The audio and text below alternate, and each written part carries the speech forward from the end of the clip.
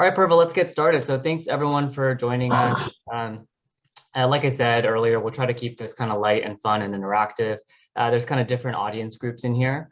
But before we get officially started, just wanted to go over a few housekeeping items here. We'll be recording this panel as a bunch of folks, as usual, couldn't make it, but wanted to see it afterwards. So we'll try to record it and have it uploaded on a YouTube or something like that to have folks check it out later.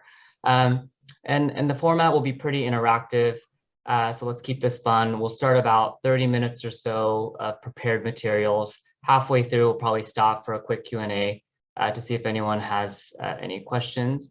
And then on the prepared materials, I thought a good reference point would be to use the slides that Purva, who works with me and is on this call, created for us even before this call, kind of on the basics of investing in commercial real estate 101. And then we added a couple slides. I used to work at Prudential Real Estate Investors and a couple other firms and used to run their analyst and associate training program. And anyhow, the background of this call is folks started pinging us over the months, over the years of, hey, it would be nice to just get an introduction to what the heck is commercial real estate. And then just as background on Purva, I think we've known each other for probably over the last 10 plus years. Yep. We met when she was working for a large San Francisco family office called the Swig Companies. And Purva, do you want to quickly introduce yourself? Yeah, sure. So by the way of my educational background, I studied architecture, building technology, construction management, and then finance. Started working in real estate in late 2010 and have known Rio since then through professional organizations and kept in touch with him. For the last few years, I actually left real estate and was in EdTech. But I recently folded that startup and decided to get back into real estate. And one of the reasons I joined Rainbow Capital or decided to work with Rio was not because Rio is awesome, but really the mission of Rainbow Capital, where giving access to commercial real estate to folks like you and me, underrepresented people with, women, minorities, LGBTQ folks, and also how the firm is structured. Rainbow Capital really makes money after our investors get their capital back and get their preferred return, which is very unusual for real estate funds because typically they make money through fees, even if the deal goes south. I guess the incentives are not aligned in many firms, and that's why I decided to join Rainbow. But I guess we can do another call just to talk about Rainbow Capital and its mission. But today, let's talk about private real estate investments, specifically commercial. Yeah, Purva, that's great background. There's a couple groups here, and I wanted to open this up, not just to Rainbow folks, but this LGBTQ plus group called LGREG that we're part of as well. Just because a bunch of folks from different groups have asked, hey, can you sort of host one of these seminars? We haven't hosted one of these in a couple of years, actually. And so just as background, we started Rainbow Capital Partners a few years ago. One of our main social missions, as Purva hinted, was to make commercial real estate more accessible to ordinary investors instead of kind of traditional families, dynasties, honestly, like the Swig Companies out here.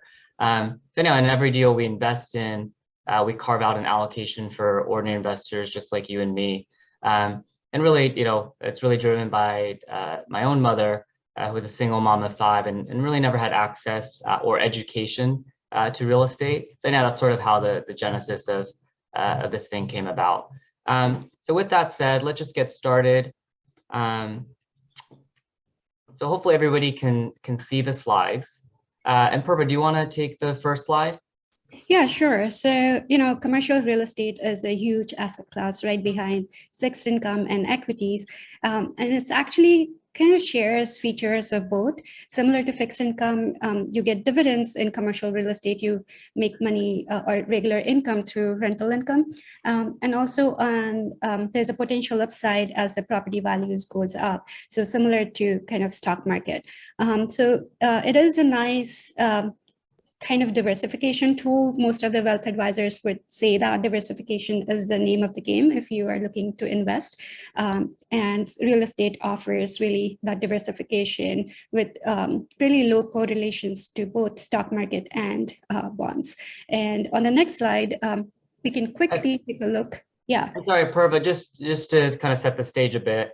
Yeah. Really, to me, right, how I see it, if I'm explaining this to my mother who has no education in finance, really fixed income is you're buying bonds, it's close to 0% or a couple percentage points.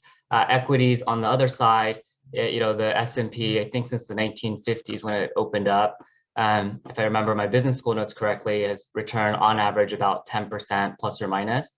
And then real estate sort of kind of sits in between, but as Purva hinted, you can kind of buy core properties, earning single-digit returns, all the way to more risky kind of value-add properties, earning mid-20s type returns as well.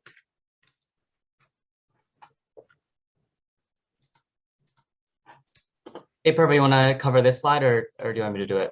Yeah, sure. So typically, the typical investment portfolio is 60-40 between stocks and bonds.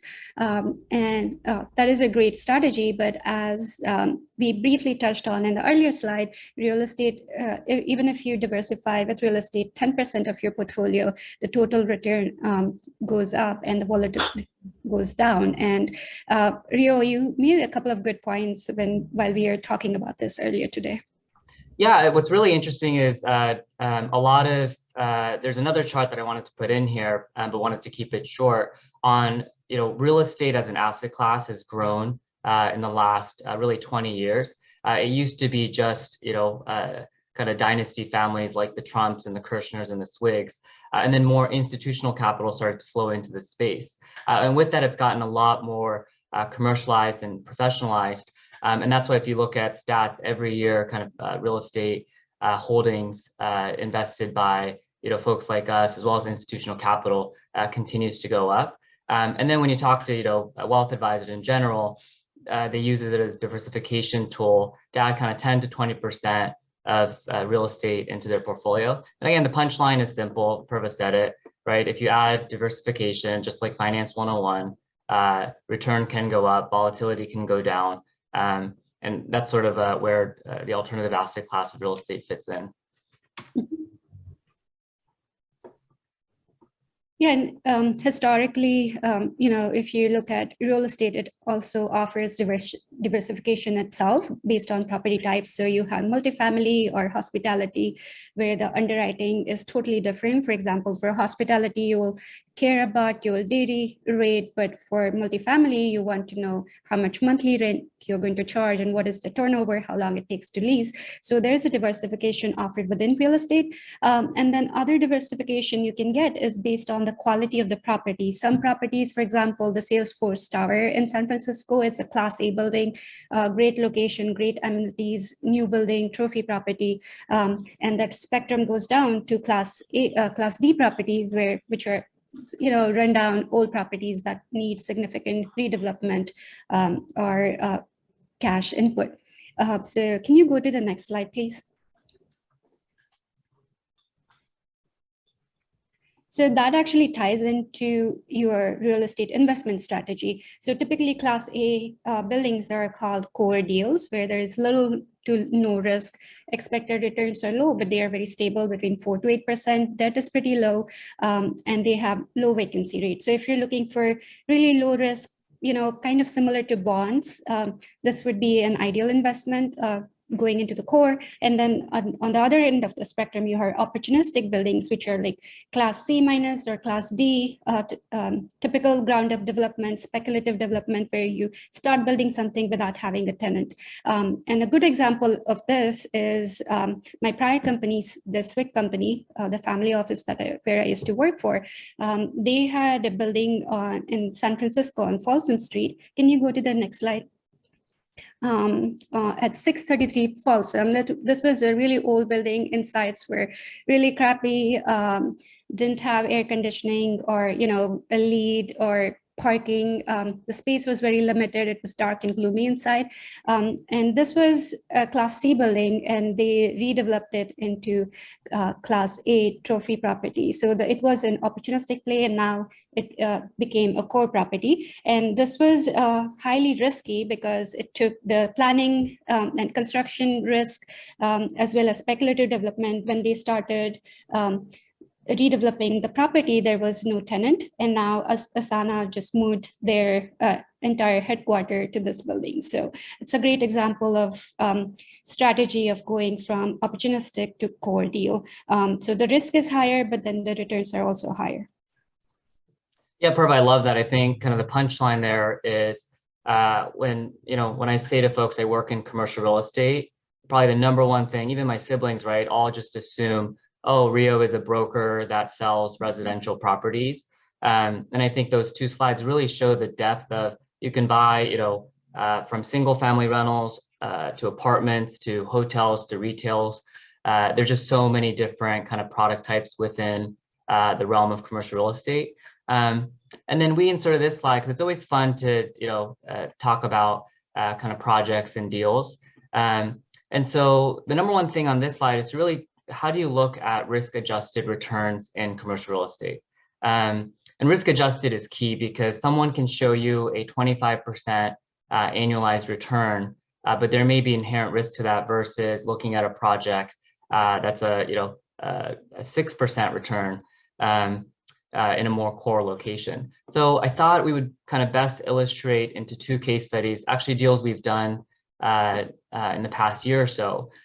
So the first example is buying into an apartment fund. A fund is a fancy way of saying owning a bunch of properties in a fund vehicle. But this operator was Sundance Bay, based out of Salt Lake City, who we've done a lot of work with. And they buy and rehab Class B apartments in secondary markets. Class B means it needs renovation. And eventually they'll flip it and renovate it into that pretty picture at the top right there. So just to put some kind of terms into use, the property type is obviously apartment, or what people call multifamily. The risk profile here is core plus, meaning in that chart Purva showed, core is probably the safest, and then opportunistic is the most risky in commercial real estate.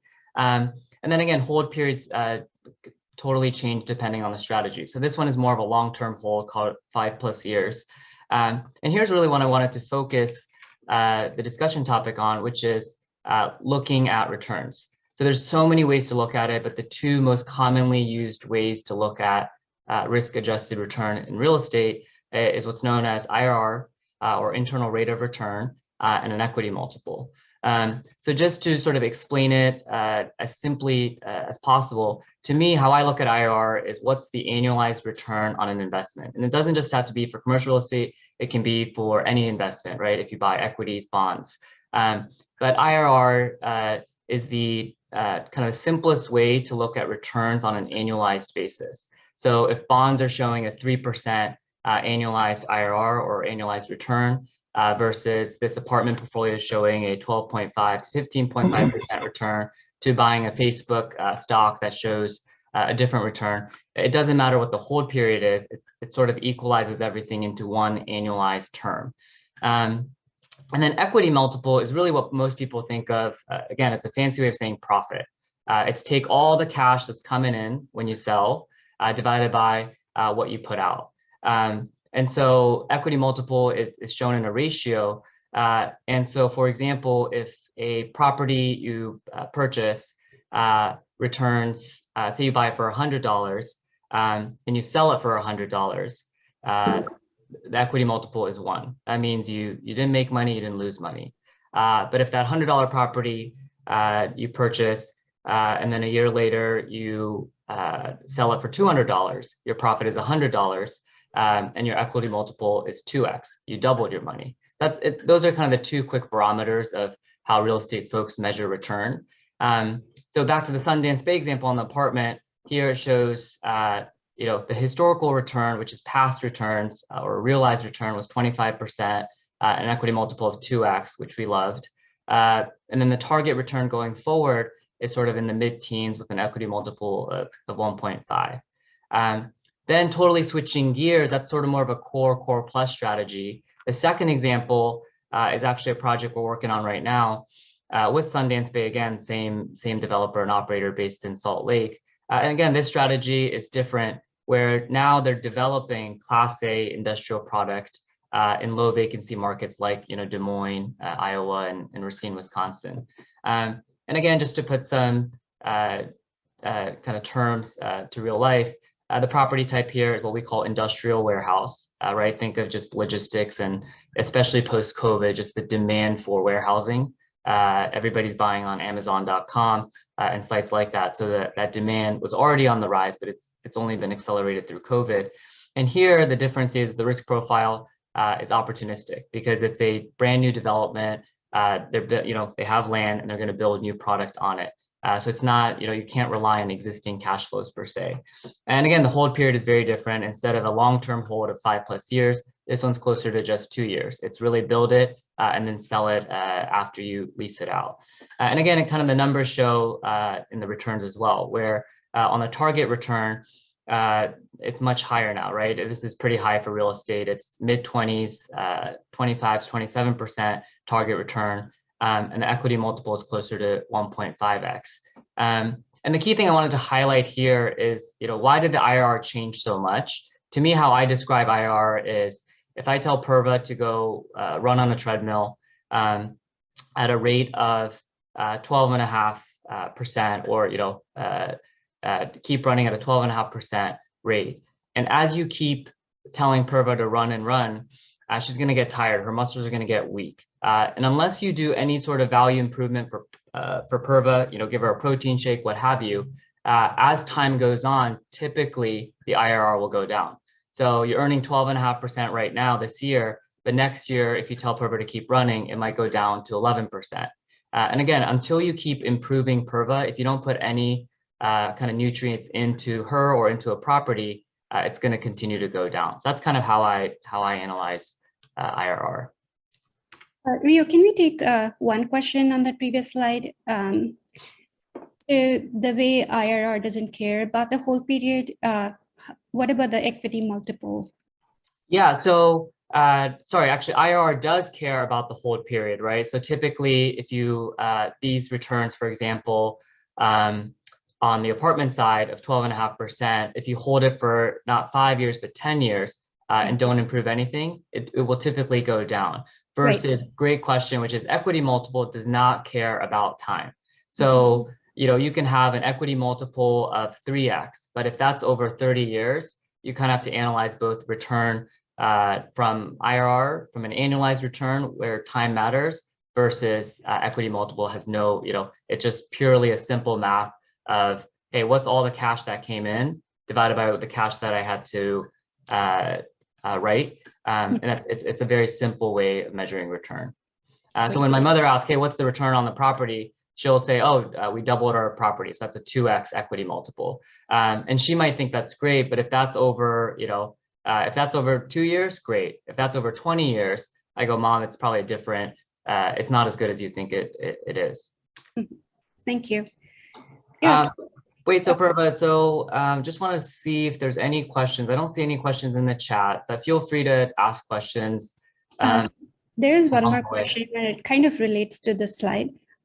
Really, so why would any lender invest or give more mortgage to a riskier property like opportunistic?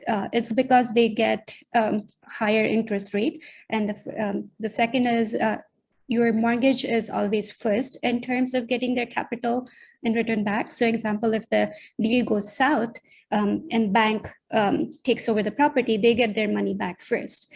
So that's the reason construction lenders are,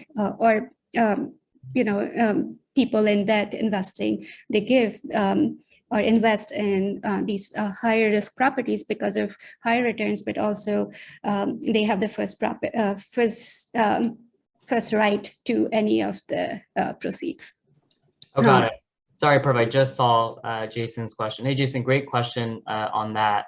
To me, growing up in a conservative Japanese family, right, cash was king and debt was bad, right? my mom would save up, buy properties without any mortgage because she was taught cash is king, debt is bad. And then in business school, I really learned the opposite. So the best way to illustrate is through an example a professor taught me, which is if you have if you're buying a property for $100 and you save up all cash, it's all $100 goes to that property. But say you want to buy two properties, each worth $100. If you just put 50% debt or 50% mortgage, now you can take that $100 and put 50 into one property, 50 into another property, and then the remaining is debt. And the other key thing that I learned about debt is really real estate is one of the cheapest forms of debt. I think auto loans are probably lower than that. But in terms of looking at kind of scalability of writing larger check sizes, right? Mortgage rates right now are in the 3 to 5% for all asset classes. So now I tell my mother, actually, if you want to diversify and kind of buy more properties, putting a modest amount of leverage is actually a good way to, not only buy not just one property, but a couple properties, all the while enhancing your returns. So it's sort of a double-edged sword, right? You don't want too much debt, but you don't want to buy all equity either to take advantage of such cheap rates traditionally in commercial real estate. Mm-hmm. Yeah. So this slide, real quick, it's really simple. Back on that same example, if you buy a house for $100, you can, if you buy a house in San Francisco right now, you probably have to put 20% equity or 20% down, and then 80% comes in through a lender. And so just like on the investing side, you can be a debt lender. Say, you know what, I want to be part of that 80% mortgage where I just get a coupon clip, and I don't want to take advantage of the upside. And then if your appetite is, you know what, I actually want more of the upside. I don't need the safety of debt, investors who get paid out first. Let me take on and go for a ride on the upside. I'll be part of that 20% piece of the $100 mortgage or $100 investment, excuse me. Yep. Great. Next slide. Yeah, so if you want to invest in real estate, there are a lot of options, as I mentioned. And one thing we slightly touched on was location. That is also a good diversification strategy based on where you invest.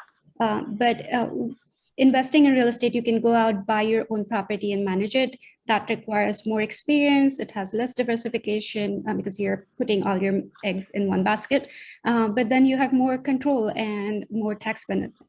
And then on the other end of it is the real estate investment trusts, which are listed on stock exchanges. And they're very liquid, they require less experience, but then you also have very less control. And in between is where most of the real estate private real estate investment falls. It's syndications or online crowdfunding that have become popular, and individual funds or fund of funds. So Rainbow Capital is a syndication, and where we pool money and invest in different deals. Individual funds are similar, but you don't get to analyze a deal the way you do it on the syndication side. And then Rio, do you want to add anything in terms of the crowdfunding platforms? Yeah, I get probably once a week, if not more, friends of mine will send me, hey, I saw this deal on one of these crowdsourcing platforms, whether it's Realty Mogul, CrowdStreet, Fundrise. And I always say on the one hand, it's actually incredible that kind of ordinary investors can start investing in commercial private real estate deals, which was not possible really even less than 5 years ago. And it's really through the advent of technology and being able to take lower check sizes and kind of these marketplaces forming. But with that, I would say, hey, be careful. Make sure you get kind of a second opinion from someone who's worked in real estate, because fees can be really hidden in commercial real estate. And what I mean by that is, again, I'm not there's probably developers on this call, there's operators on this call. I'm not an anti-fee police. But I always like to check when I look at these deals, how is the developer getting compensated? And in real estate, there's a bunch of different ways to, bunch of different fees. For example, you can have an acquisition fee on the purchase. You can have a disposition fee on the sale. You can have an asset management fee to manage the assets. You can have a property management fee to manage the property day to day. You can have leasing fees, et cetera, et cetera. And bottom line, again, I'm not an anti-fee person, but you have to look at kind of the breadth of the fees that the developer is charging to make sure it's in line with the market. So anyhow, I always caution folks, hey, these platforms are amazing, but make sure you ask the right questions and kind of look at it from, how an institutional capital would look at these real estate deals. And the big kind of check that I always do is how much of their own equity is the developer or operator putting in relative to the fees. If that's close to zero, if the developer is making money on day one, it's usually an indication that they might actually take a lot more risk because they're sort of playing with house money. Next slide here. Purva, did you want me to do this or you want to tackle this? I can do it too. Perfect. Yeah. Yeah, go for it. So as you saw on the earlier slide, most of the real estate investment is on private side, but you can invest in commercial real estate on public markets through real estate investment trusts, or REITs.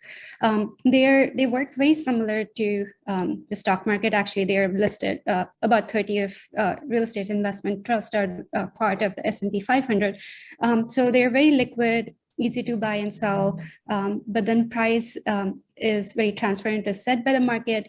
And so there is very low arbitrage opportunity. So there are pros and cons to each, but if you're looking for diversification, though at the first glance, private market looks like illiquid, there's it's opaque, fragmented, but that's what creates opportunities to get returns. So as you can see on the next slide,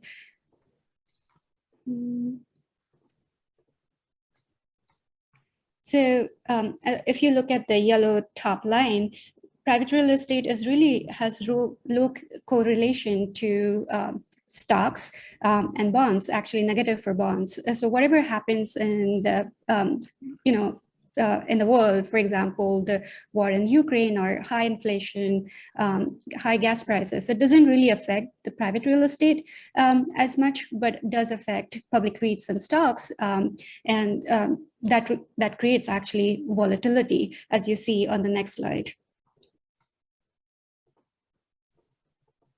So historically, and as you can see even now, the stock market is just all over the place compared to real estate, which is, since it is private, not listed anywhere, though it is illiquid, it has a low correlation to other investment types and hence low volatility. Rio, do you want to add anything to it? Yeah, I mean, I think this slide that you created is really kind of helpful for me, where if you look in the yellow row, and obviously private real estate marked with private real estate is the benchmark, which is 1-for-1 correlation. But then if you start looking at if you invest in public real estate stock, as well as traditional equities like buying the S&P, as well as buying bonds and treasuries, you can see that real estate is not correlated or very low correlation between private real estate versus the other asset classes. And then if you look in the second row, not to get too academic here, but if you look at public REITs or real estate that's trading on the public market relative to stocks or equities, it's much higher correlation. So it's closer to 0.68 according to this graph. And so I get this question asked all the time of, oh, I used to invest in public real estate as well. And then I realized it's too correlated with the S&P 500, for example. And so more and more I started investing in private real estate where it's sort of the opposite correlation is what you're looking for. So now, like Purva said, a great way to diversify your asset. Sorry, we have one more question about this correlation, why private real estate is not correlated, but public REITs are. So the underlying assets are not correlated, but then the companies themselves are correlated to the stock market. The way you invest in public REITs is actually buy shares, similar to buying share in any other company. So it's the company itself that the values are going up and down. And when you buy a share in a public REIT, you don't have exposure, or you don't know like what exactly you're buying. You're buying a stock of that particular company. That's where the correlation comes from. Yeah, and I just saw that question as well. It's really interesting because it is sort of ironic, right? If you're buying private or public, why is it totally different correlations? relative to the stock market or bonds. And really how I come to understand of it is when my own wealth manager told me, equities or the stock market is really interesting because most people, when there's a large sale or news of Ukraine that plummet the markets, they run away and they start selling their shares in stocks, right? And he always goes, it's the only market where if there's a large sale, people run away from. And that same concept applies for real estate, where we have this Excel of kind of hundreds of deals we've looked at, and some of our best performing deals were actually the worst performing in the 2008-2009 downturn. But because we had private capital that was long-term that could hold through it, we decided not to sell those deals. So Jason, to answer your question, bottom line, right? If sometimes liquidity is good and sometimes liquidity is bad. It's bad when investors get sort of emotional and sell when they really shouldn't be selling. Same thing in the stock market. And so that's why the correlation is different, because sometimes in a downturn in real estate, you actually can't sell your shares in that. It's an illiquid investment. But it's sort of structured that way so that hopefully your investment manager or whoever's managing that real estate say, you know what, let's survive this downturn. It's really bad, but on the flip side, it'll recover. And so that's sort of the underlying thesis of why that correlation exists. So on this slide, again, a really timely topic, right? I think everybody's talking about gas prices, and it's sort of back to levels we saw probably 10 plus years ago, and it keeps going up. And often folks say, hey, real estate's a good inflation hedge. And here we try to discover why is that? There's a bunch of different answers, but the two simplest answers, number one, is if you're buying an apartment project, right, rents can reset at market, meaning every year, typically rents can reset. And so if inflation is 7%, your landlord will most likely increase it at least 7% plus whatever the market rent growth rate was. So that's the ability to reset rents. And again, it depends on the asset class, but typically when folks are buying real estate, you can reset rent periodically. And that's why folks say it's a good hedge against inflation. And then the other thing really that I think is really fruitful is the fact that expenses are typically passed on to tenants. So if your utility bills goes up, if your property taxes go up, that's typically, a tenant pays their pro rata share of that. So again, you're sort of offloading the risk of expenses increasing to the tenant and not to the investor or to the landlord. I saw a couple questions that came in on taxes and commercial real estate. And again, Purva hinted at this, but the key difference between buying public real estate stock versus private real estate, and beyond the things we talked about, the key other difference is really about the tax benefits that you get potentially by investing in direct real estate. And again, just for full disclosure, not an accountant, but on this slide, I just want to quickly go over just high level what's going on with real estate and its impact on taxes. And just to set the stage, one of my mentors early on told me real estate is one of the most lobbied asset classes in Washington, D.C. And you can see why. There's a lot of powerful families involved in it. So the first kind of main benefit folks see in commercial real estate is what's called depreciation expense. And so this was in the news a couple of years ago with Trump, right? Where Trump, for example, owns a bunch of buildings, and buildings in general historically are appreciating in value, but he's able to show losses on paper. And you go, how is that possible? Buildings are appreciating, yet his taxes show that his buildings are losing money. And again, just to put in a simple example, if you buy a building and you buy it for $100, you can actually, and then you're getting income after that income every year. So you have $10 of income, and on that $10, you have real expenses to pay like utilities, taxes, insurance. And then you have sort of paper expenses that you can deduct on your taxes. Paper expenses meaning depreciation expense. So every building per the IRS is on a depreciation schedule. So you can say, hey, this building depreciates X dollars per year. So now you have $10 less real expenses like utilities and insurance and taxes. And then you're also being able to deduct what the depreciation expense is. And that's how folks show a loss on paper. And so it's one of the big ways that real estate investors shield their taxes. The second thing that people may have heard of is called 1031 exchanges. Or that's really, again, a fancy way of saying, how do I defer my capital gains? So in real estate, if that $100 building goes to 200, so you made $100 of profit, instead of cashing out and paying taxes on it, what you can also do is actually elect to just roll those gains and roll those proceeds of that sale into another like-kind project. So you can buy another building that's worth $200. And when you do that, you don't have to pay taxes until you eventually cash out. And what a lot of these families do is they keep doing 1031 exchanges, property after property, year after year.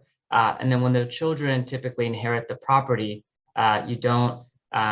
you actually inherit it at the market basis when you pass away. So again, you kept deferring it, and now your children get to inherit at the higher market rate. And so effectively, you kept deferring it and actually didn't pay a lot of taxes on it.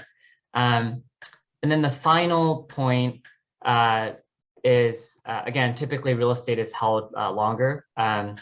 And so you can pay, instead of paying short-term capital gains that are much higher, you can, if you hold it for longer than a year, you can pay long-term capital gains. But really the first two is kind of what's unique to real estate.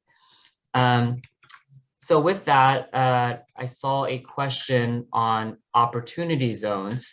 And again, opportunity zone is a heavily sort of lobbied legislation that passed a couple years ago. And nationwide, they created these zones where if you bring in investment, including real estate, you can actually get a bunch of these tax advantages associated with it. Whether it's deferring gains, lowering your basis, there's a couple other kind of large gains. And whoever asked that question, we can kind of hop on a different call because that's a totally separate kind of strategy and that we can get into later on as well. Just want to be mindful of time here. And I'll just add to that, that some cities, especially in the in Midwest and South, they are actually offering credits against property tax. So it's not typically the opportunity zone, but there are other ways that of the tax benefit based on where the property is located.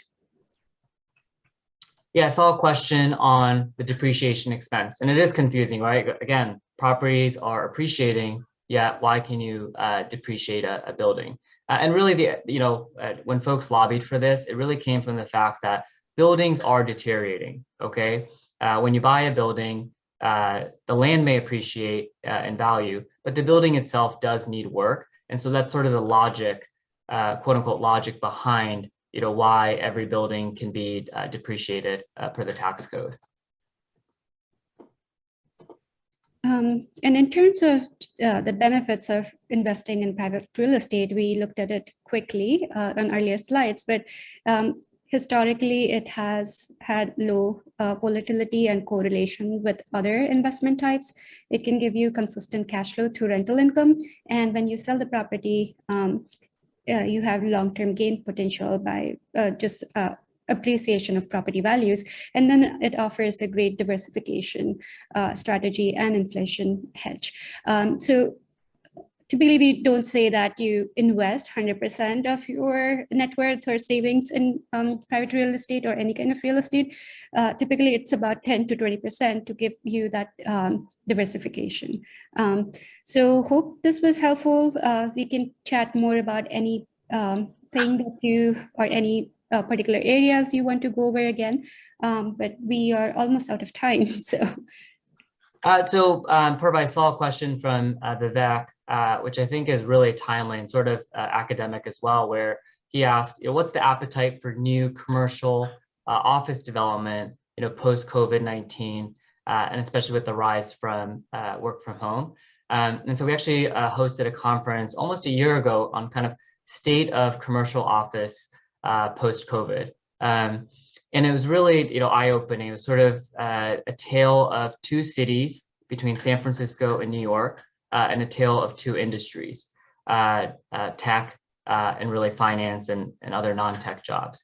And really my takeaway was, markets like New York, if you look at the numbers, have rebounded fairly quickly because most of that market is driven by, finance, real estate, insurance professionals. And those companies have sort of taken a stance on saying, you know what, in order to build culture, we need people back in the office, and it's not, fully remote like some of the tech jobs have stated. And then out on the West Coast in San Francisco in particular, where I live, it's been sort of a mixed bag of half the companies, say they'll be fully remote. And then the other half will say, you know what, we need you at least back in the office 2 to 3 times at a minimum. And I think about a week ago, both Apple and Google both announced that, folks need to come back to the office 3 times a week starting in May. And again, we're watching this pretty closely because it's really interesting where San Francisco used to be one of the best office markets. People were, tenants could not, tenants like Facebook and Apple couldn't get enough land and enough real estate projects. And now it's sort of a wait and see approach. So anyhow, there's a whole kind of conversation in the industry. It's a large topic on what will happen to cities like San Francisco. And in San Francisco in particular, we were hosting a dinner with a bunch of venture capitalists. And what they told me was really interesting, where San Francisco still will hold its value long term, mostly because of the fact that the landscape, the weather, kind of the culture is amazing out here. But on the flip side, things may change in the next 10 plus years, where right now, if you're Google, Facebook, Amazon, and you need to hire thousands of engineers, we have the universities to kind of create that talent, versus in Austin or Denver, might be only able to hire a couple hundred engineers still. And then the other point they made was, so the engineering talent hasn't shifted. It's still concentrated, and really smart folks from Berkeley and Stanford are still kind of dominating the work markets here. So anyhow, the punchline there is, San Francisco, you can still hire thousands of engineers. Eventually, it might shift to some of those other secondary markets that can hire hundreds of engineers at the moment, but not right now. And the second point that was really interesting from that venture capital dinner was all the venture capital is still out in the gateway cities like New York and San Francisco. And so, venture capital is a who you know business, and there's only so much people interaction you can limit. And so the funding is still here. So anyhow, it's sort of more of a larger philosophical discussion on kind of where commercial office will be like in the next 5 years in a market like San Francisco or New York. Hey, there was an earlier question for you about mezz debt. Do you want to take that or want me to? Yeah, sure. Let me try to go back to the slide. I think Brett asked that, and Brett's way smarter than I am. So anyhow, just to simplify it. So here's the capital stack. Capital stack, again, is a fancy real estate way of saying, how do you fund an investment? And so in the example I gave was the simplest, which is just debt and equity, right? You're buying that $100 home in San Francisco, 80% of it is mortgage or debt, 20% is your down payment or your equity. And then in commercial real estate, you can get a little bit more complex. So mezzanine is exactly what it sounds like. It's somewhere between the ground floor of debt being the safest and equity being the riskiest. And mezzanine is anything in between. So again, there's so many different ways to structure mezzanine debt, but it might be, instead of just getting a 3% mortgage rate, you actually charge a 5% mortgage rate. It's a little bit higher because you get paid second after the mortgage lender. So something like that could be mezzanine. Mezzanine could also be, because there's already 80% debt, and I want to provide 10% mezzanine debt, I might ask for a higher interest rate, like 5%, but then also ask for, X% of the upside. So it kind of plays in the realm of both debt and equity. And again, there's hundreds of ways to structure mezzanine debt. Thank you. And in terms of what kind of investments that Rainbow looks at typically and what we are working on now, we briefly touched on the industrial deal in Midwest, the shorter 2-year term deal, opportunistic with, I believe, IRR of 25 or so, and equity multiple of 1.6. So that's what we are currently raising funding for. And upcoming deals, I'll let Rio talk about them. Yeah, so I think you're hinting at Chuck's question here, which is, can you guys give an idea of the types of investments that we do for our full-time jobs? And really, when we started the company with a couple other folks a couple years ago, we really sat down and kind of looked at, we have this large Excel of all the properties that we invested in throughout various firms, throughout different cycles. And it's sort of logical and obvious, but we sort of have 3 investment kind of criteria for investing in any one property or one fund or one deal. And really the first filter that we use, we look at probably last year we looked at over 150 projects and only closed on a couple. And sort of we have this filter of what we look at that's that was taught by all my mentors and my friends in the industry. So number 1 I look for is I always say bet on long-term trends backed by long-term capital. And so long-term trends can mean, demographic trends. So we follow a lot of population and economic data on where people are moving to. So for example, right now, folks are moving out of markets like San Francisco into markets like the Southeast and lower Midwest. And even before COVID, we saw this in the numbers, and COVID has only accelerated that. Another long-term trend could be what Purva just said. We love industrial, right? The industry loves industrial right now. Buying industrial warehouses, developing industrial warehouses. Why is that, right? Anecdotally and through the numbers, you can see that more and more people are buying online. And again, post-COVID, folks like my mom and my dad who weren't shopping on Amazon before were kind of forced to learn how to shop on Amazon. And so again, that's been kind of an accelerated trend post-COVID.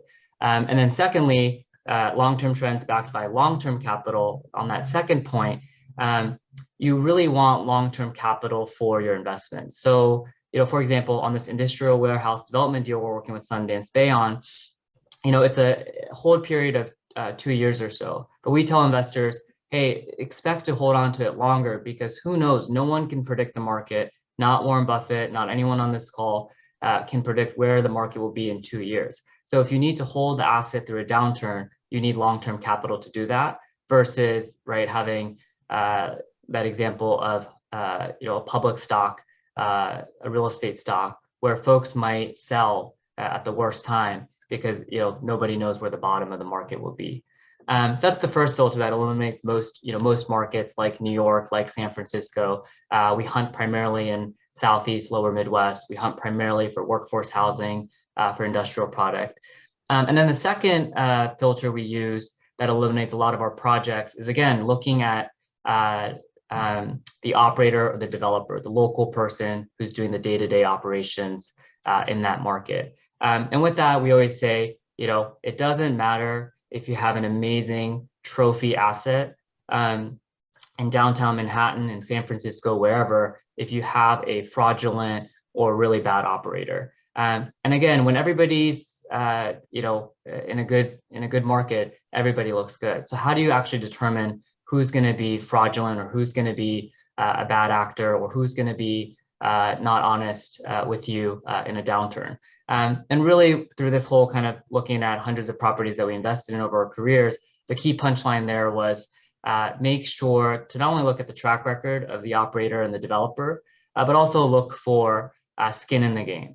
And skin in the game is a loaded phrase, but really for what we look at is a developer might say they're putting in 5 to 10% of the equity on a project, which could be very material for them.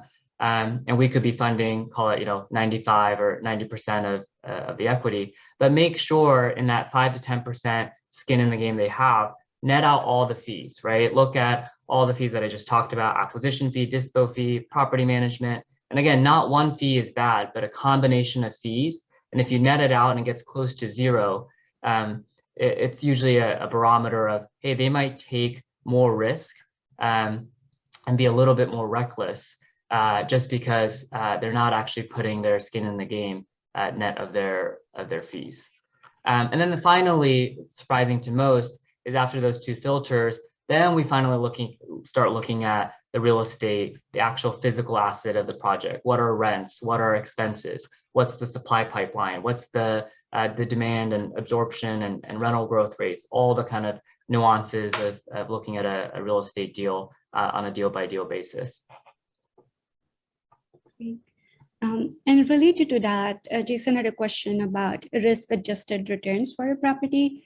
So one thing that Rio mentioned, that vetting your operator or developer really well, that's one strategy. The discount rate you use to get to your IRR, you can adjust it to make sure that the risk is built in to that. And anything else, Rio, you want to add?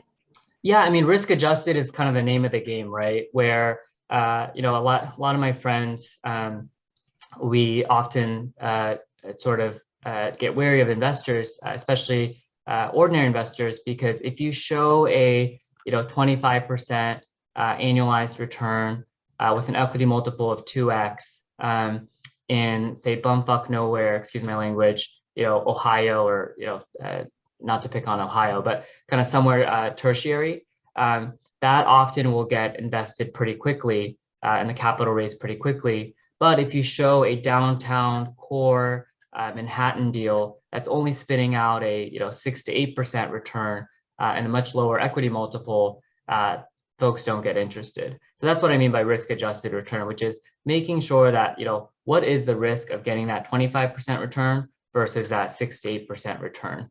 That's sort of the key for figuring out what the risk adjusted return might be on a property. Don't just get fooled by the number in front. Well, I understand that it's different from IRR. I was wondering, how do you estimate it? Oh, sorry, who? And Purva started to answer that, but this is Jason. Hi. Oh, hey, Jason. Sorry, can you repeat that question again? Yeah, my question was, how do you forecast the risk, right? Like if you're considering investing in a property, how do you measure, how do you estimate what the risk-adjusted return might be? Yeah, so let me go back to the case study actually, because I think it's always helpful to look at kind of live projects or projects you've done in the past. So for example, right, so what the heck is risk-adjusted return here? So here it shows target return of 12.5 on the apartment side. And then second deal shows 25%. And so here, to me, the clear risk in these two strategies is one, on the multifamily side, you're already buying existing properties with existing tenants. So you kind of have a sense of, okay, if I put X dollars into a renovation and push rents by Y%, I can probably get that rent I'm looking for. Worst comes to worst, you cut your rental rate, but you have a general sense based on historical cash flows at the property of what kind of rents you could get. Versus on this industrial deal. But we also often, or not often, almost always run sensitivity analysis with, what happens if the rents go down by 20%? What is your return then? So that's how we come up with our target returns. Yeah, a great question and a great point, Purva. And then to the second point, right, where this industrial deal is a 25% annualized return, but it's a spec new development. So there's definitely inherently more risk. So then the kind of next layer of question is, well, obviously I'd rather get 25% return than 12.5%. So how did we get comfortable with a 25 to 27% return, given that it's a spec development? Well, there's a bunch of ways to kind of analyze risk. So we look at Sundance based track record, right? And so then it's to the point of historical returns have been in 18%. Okay, I like that they have a good track record. Okay, that can help mitigate the risk. And then more importantly, right, then we start looking at the market, touring the market, and we go, okay, why are these two properties, for example, are in Des Moines, Iowa, and we're seeing Wisconsin. And if you look at the markets there, the vacancy rate is, sub 5%, all the while rental growth has been above 5%. So those kind of numbers show me, oh, this is an undersupplied market where Amazon and FedEx and all these logistic companies are looking for more space in these markets, but the market doesn't provide that space just yet. And yeah, there's a kind of different ways to look at risk and how to get comfortable with risk. But in summary, between these two properties, obviously you should get paid more for the risk you're taking building a brand new building versus an existing. And then how do you get comfortable with building a brand new building? Well, that's where a lot of the homework comes in, which is looking at what's the supply pipeline over the next couple of years? How's the operator doing? Who are the tenants touring the market? What about development cost risk? And has the developer put in inflation? And have they controlled for cost overrun risk? Who, if the budget goes over by $5, who's actually paying for that? So in these projects, we got comfortable because the development cost risk is on the general contractor. They've guaranteed a contractor a contract to say, hey, anything above that, we'll pay for our own pocket. So yeah, there's so many different ways to kind of solve for the risk-adjusted return in order to get comfortable with this project. And then Jason and everyone else, just as reference, in a couple of weeks, we'll actually be hosting a call with Sundance Bay, probably end of March, early April on this deal. If you're kind of curious to learn more about, what the hell is industrial? What does Sundance Bay do? How did, Rainbow and Sundance get comfortable building a project like this in Iowa and Wisconsin?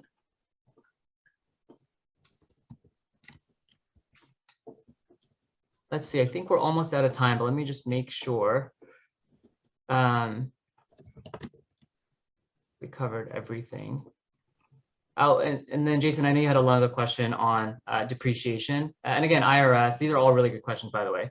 The IRS has for every kind of building type, say you have a office building is on a different depreciation schedule than a mobile home. There's just kind of schedules out for the IRS, and then the accountants just follow that schedule and say, hey, this building is an office with these characteristics. Here's the depreciation schedule every year. Sometimes it's on a 10-year, 20-year, 30-year. It really just depends on the asset. So I think with that, I want to wrap it up because I know everybody's anxious for their weekends. All really great questions. And yeah, give us feedback. If this was helpful, this probably covered 10% of Real Estate 101. We can even dive in later if folks are interested. I used to teach this class at Berkeley and Stanford on kind of real estate, underwriting 101, which is, okay, these are kind of high level concepts within commercial real estate. Now, how do you actually look at a project in real estate, right? There's all these fancy terms like cap rates and, soft cost, hard cost. How do you actually look at a new development project? So let us know, give us feedback if folks are interested. Happy to host more of these if it's useful. Yeah, great. Thank you. So Purva and everyone, thanks so much for your time, and hope everyone has a safe and beautiful weekend. And yeah, feel free if you're shy, if you have questions, feel free to message either of us. Yep. Thanks everyone. Have Thank a great weekend. Have a great weekend.